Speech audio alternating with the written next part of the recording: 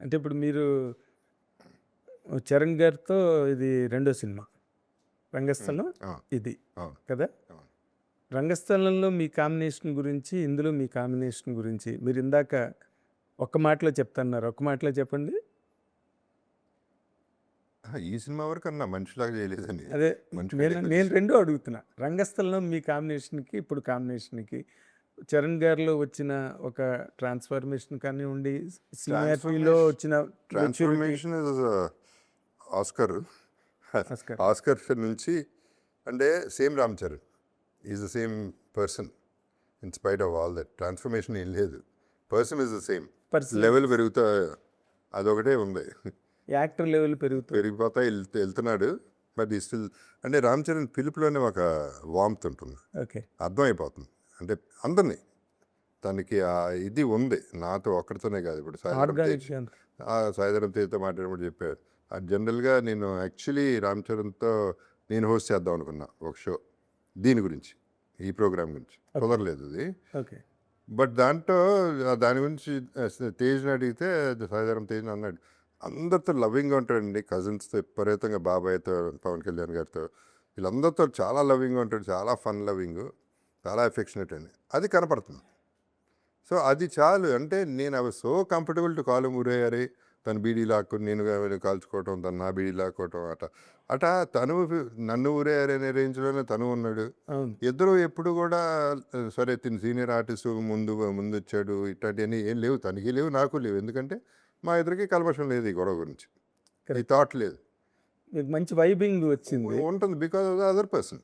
తన యాటిట్యూడ్ చూపిస్తే ఏమీ జరగవు, కరెక్ట్. అంతేగా. మీరు వెంటనే రిస్ట్రిక్ట్ అయిపోతారు కదా. అంతే యాటిట్యూడ్ యాక్చువల్లీ అది ఎఫెక్ట్ కూడా అవుతుంది, సినిమాకి ఎఫెక్ట్ అవుతుంది. ఇప్పుడు ధైర్యంగా అంటే ఆర్టిస్ట్ జనరల్గా నాకు లక్కీగా ఎవరు అంటే అంటే నువ్వు మనిషివే నేను మనిషినే అనే ఫీలింగ్ నాకు. అదే ఇప్పుడు బచ్చన్ గారితో చేసిన నాకు ఆయన అంటే చాలా ఇష్టం. బట్ దట్ డజంట్ మీన్ భయపడిపోవాలి. భయం ఎందుకు, దానికి బెరుకెందుకు, unless they show an attitude. Attitude చూపించినప్పుడు మనం వెనక్కి పడతాం. అది యాటిట్యూడ్ ఎవరు చూపించలేదు ఇంతవరకు అసలు ఏ ఆర్టిస్ట్ చూపించలేదు. ఏమన్నా యాటిట్యూడ్ చూపిస్తే చిన్నాళ్ళు అటు ఇటు చూపించారు తప్ప పెద్దవాళ్ళు ఎవరు చూపించలేదు ఇప్పుడు. ఇది మరి చాలా చాలా స్వీపింగ్ స్టేట్మెంట్ ఇది. ఇది నిజమే. అంటే పెరిగేవాడికి అది ఎప్పుడు కూడా మనమంటే మనకు కొంచెం భయం ఉండాలి, మోర్ దెన్ ధైర్యం. కొంచెం భయం ఉండాలి. అంటే నేను కరెక్ట్గా ఉన్నానా లేదా, పెరుగుతున్నవాడికి. పెరుగుతున్నవాడికి ఆ భయం నాకెప్పుడు ఉంది. అంటే అందుకనే నేను కంట్రోల్గా ఉంటా, అందుకనే ఎక్కువ బయటికి రాను, ఎక్కువ మాట్లాడను. ఎక్కువ మాట్లాడు. సో దట్ ఈస్ అదేంటంటే అది లోపల చెకింగ్ మై సెల్ఫ్. అది కరెక్ట్గా ఉన్నానా లేదా, ఎక్కువ చేస్తున్నానా లేదు, తగ్గాలి అనేది నాకు నేను చెప్పుకోవడం అనమాట. అది పెద్దవాళ్ళు అన్నీ దాటేశారు ఆ స్టేజ్. కొంచెం అప్కమింగ్ ఉంటారు ఇన్సెక్యూర్ వాళ్ళు ఫీల్ అయిపోతూ ఉంటారు ఎక్కువ. అంటే ఆడేంటి పెద్ద అయితే ఏంటి అనే వాళ్ళు కొంతమంది ఉంటారు. ఇటువంటి వాళ్ళతో కష్టం, అసలు వాళ్ళతో కష్టం ఉండదు ఎప్పుడు. అండ్ వాళ్ళు తక్కువే, చిన్న ఆర్టిస్టులు కూడా పాపం అదేలేండి. లక్కీగా ఎవరు ఇబ్బంది పెట్టాల. లేదు కానీ కంపారిటివ్గా చెప్పారు మీరు.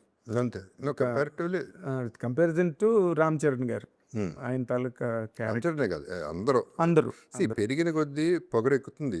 బట్ అది ఎవరు చూపించట్లా, అది దట్స్ అ గుడ్ థింగ్. అంటే ఎక్కడ ఎదగాలో ఎక్కడ వదగాలో తెలియదు. పవన్ కళ్యాణ్ గారు వీళ్ళందరూ ఒదిగే ఉంటారు, అసలు ఇష్యూ లేదు. అదేలేండి.